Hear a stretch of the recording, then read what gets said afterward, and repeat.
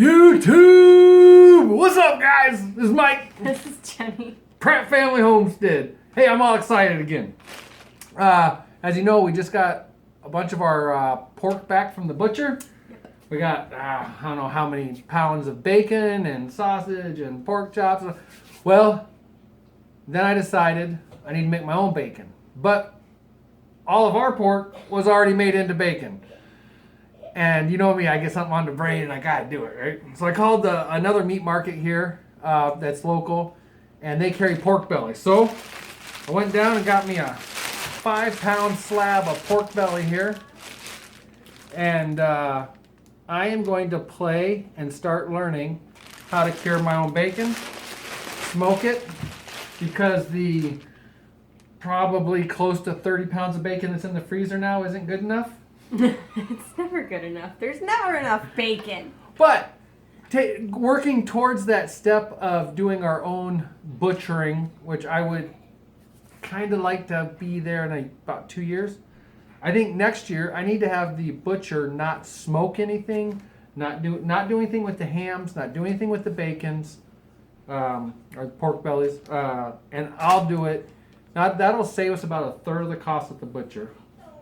And that'll be that one more step towards learning to do it ourselves. Yeah, you just can't mess it up. I can mess this up. Yeah, this he can mess up. This is the trial and error. But when it comes to the piggies, you better not mess it up. Right, exactly. So that's what we're doing. And I'll also probably go buy a fresh ham later this year sometime and practice on that. That's just probably going to be smoking. But I'll probably try some cool cures on it as well. Come along, and as with everything else, it's not a how-to. It's let's see what Mike and Jenny can do with this. Oh, jeez. All right, guys. This can only, this can, yeah, I don't know. Stay positive, right? I mean, it's got to end up good. It has to. It's bacon. It's bacon. I'll eat it anyways. All right, guys, let's go check this out. Okay. Let's keep in mind, I really have no idea what I'm doing, but I've already got my mixture mixed here. And what I did was a cup of salt, cup of brown sugar, and then this Tender Quick, which this is what we had in the cupboard, but I've been reading, I guess, some people pro, some people con, like anything else. But per the instructions, which I got the glare there, 1 tablespoon of Tender Quick Cure per pound of meat. Rub cure on meat thoroughly. So that's what we're going to do next. That's exactly what I did. We got 5 pounds here that I've cut in half. And then I'm going to apply this mixture, which is the 1 cup sugar, 1 cup brown sugar, and the 5 tablespoons of the Tender Quick. I'm going to apply it to both of these equally, get it all spread around, and then one of these we're just going to use maple syrup to help flavor one of them, and on the other one we're going to douse with pepper, just to see how this comes out, just to see what's what.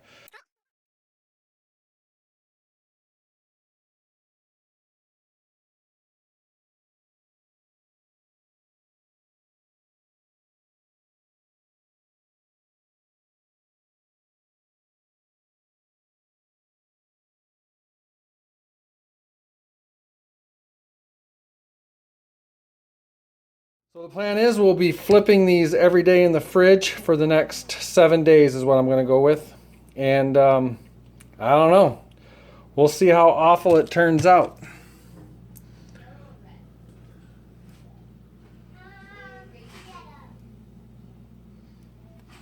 All right. All right, guys. I am super excited. Here's the 2 pork bellies.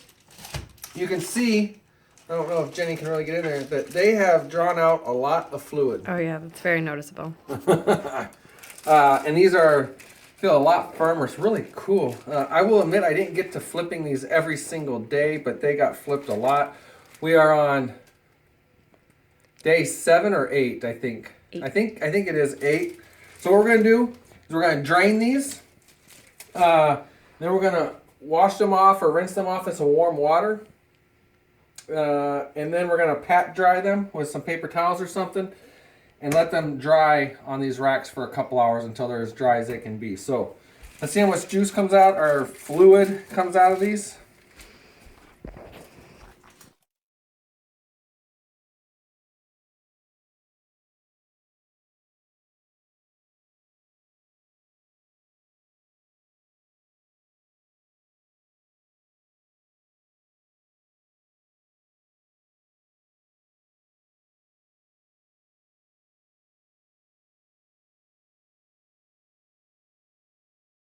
Okay, so we got them all rinsed off. We dried them off with a paper towel. We're going to put them in the fridge for a couple hours to finish drying. And in the meantime, while we get the smoker ready, I don't have the big fancy smokehouse that some of the cool people like Deep South Homestead have, but I can still get the smoking done. I also, if you notice, I don't have the bacon hooks to hang this with. But I think it should dry just fine on this rack, and I'll be smoking it on a rack as well instead of hanging because I don't have the bacon hooks. So let's go put this in the fridge. And yes, we already rearranged the fridge so this will fit. And we'll leave it there and I'll get all the other stuff going. All right, I got the smoker going. We're gonna get out there, get these on the smoker. I don't have the cool smokehouse, like I said, like Deep South Homestead. Go check out their smokehouse. I'm gonna put a link up, I think. I just got the store-bought smoker, propane, and I'm attempting to cold smoke, and I'm going to try to regulate the temperature with some cold water and stuff and keep it down really low. Some reading that I've done, people they don't want it to get above 100. Other things that I've read is people say an internal temp of up to 130, 140 is fine. So we're going to attempt to keep the temperature low. The point is not to cook it. The point is to smoke it. So that's what we're going to attempt to do. Let's go take it out. Throw it in. Come on.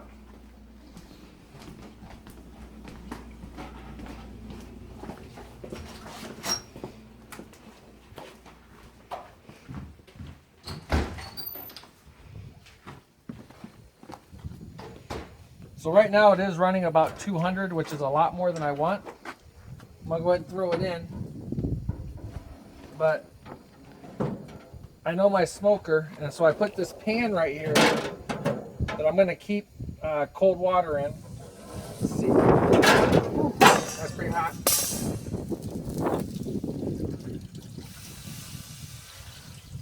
That cold water will take a long time to warm up, but it's still allowing the chips to smoke down below, and this cold water will drop the temperature in here along with drop the temperature of this. I'm actually going to drop this down to here, and we're probably going to let it smoke for at least 4 hours. Jenny and I love the smoked flavor, so it might even be in here if I can keep it cool and I can keep the temperature down. It might even stay in here for 6-7 hours. I don't know, but we'll see, because we really like the smoke flavor, and we're using apple wood. So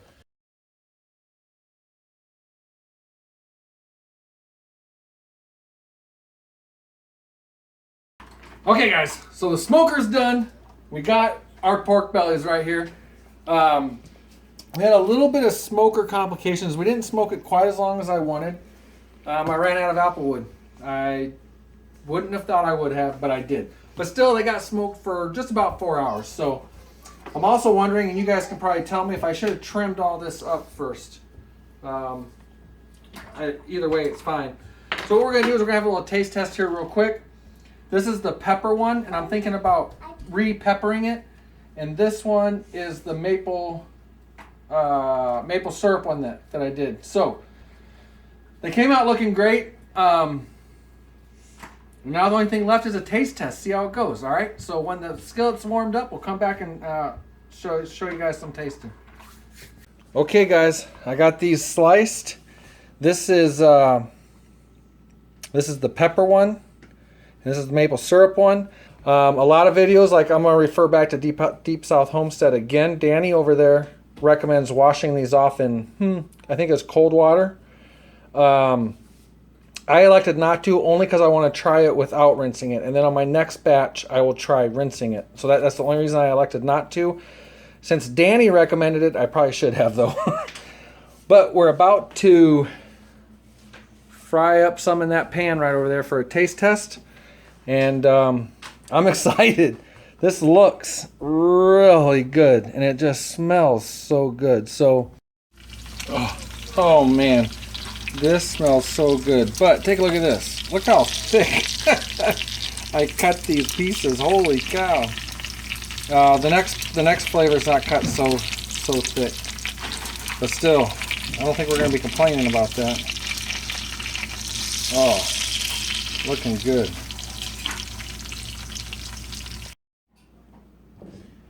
Okay, guys, we are here with the Bacon Queen. Woo!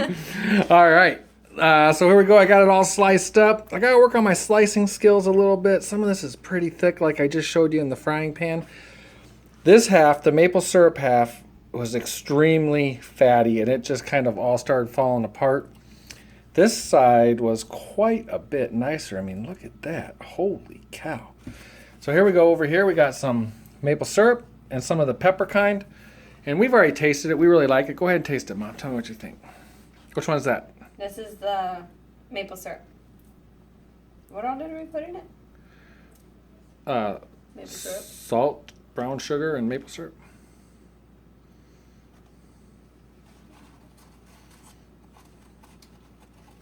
That's good.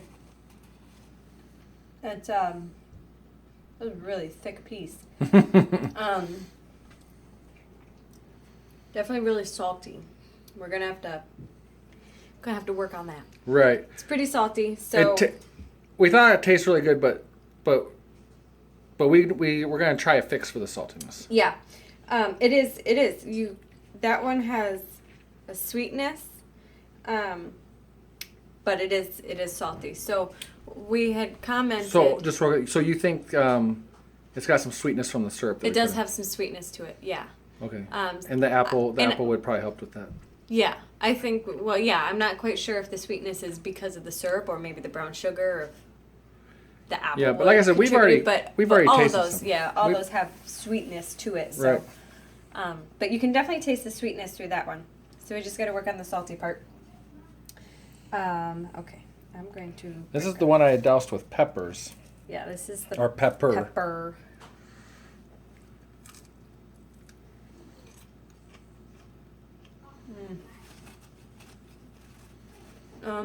So the one she's trying right now had pepper and no maple syrup, but all the rest of everything was the same. Right. I don't get the sweetness from it, so I don't think like the apple wood contributed to the sweetness of this one, but you do still get that smoky flavor. I don't get a whole lot of pepper flavor, but almost like, I don't know, maybe like a slightly darker flavor. Okay, cool. The apple wood is a sweeter wood though, so some sweetness will come from that, some of the flavoring and stuff, but it's just not as sweet as like what you got from the maple syrup one. Okay. So, yeah. And do you recall exactly what Danny said to take the saltness out? He said to soak it for 10. Danny, Deep South Homestead. Yes, Danny at Deep South Homestead said to cut back on the, like if it was too salty, to soak it in warm water for 10 minutes before cooking it. So we'll give that a try when we do go ahead and cook up another batch and see how that helps. But I think next time around we'll definitely cut back the amount of salt that we put in there. Danny's newer recipe on his site is half the salt, I believe. Mm-hmm. So, but overall, believe me, this is very edible. Yeah, because half of it's actually missing already. It might be too salty, but it is definitely edible. There was at least 6 slices of each flavor there, and now there's like 2 and 3, so. Yeah. Okay. All right, guys. So thanks for coming along on the bacon ride. This is worked out great. I mean, it is super simple. If you're thinking about doing it, just do it. We are going to cut back on the salt next time. Might even add some more sweetness. But I'm going to play around with lots of different recipes and see different smokes and see what happens. I would say overall it wasn't as bad as what I thought it could, I guess, potentially be. Definitely a little bit more salty than what we would want. Mm-hmm. But not too shabby. No. I would not, if it had been our pig, you would not have been in the doghouse. So, good job. All right, guys. Thanks a lot for watching. I'm Mike. I'm Jenny. Pratt Family Homestead. Please like, share, subscribe. And check us out on Facebook and Instagram. All right. Thanks, guys. Bye.